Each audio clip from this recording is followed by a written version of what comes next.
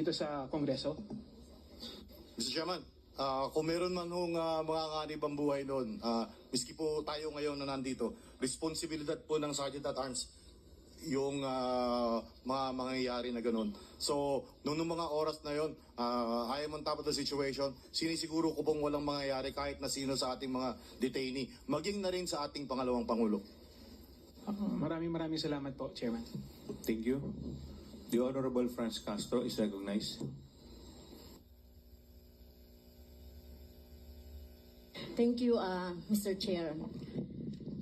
Yun na yung tanong ko sana, no, yung tungkol doon sa, Mr. Chair, yung attempted homicide. Before you continue, the Chair would like to recognize the presence of the Honorable Vice President, Sara Duterte. Please continue.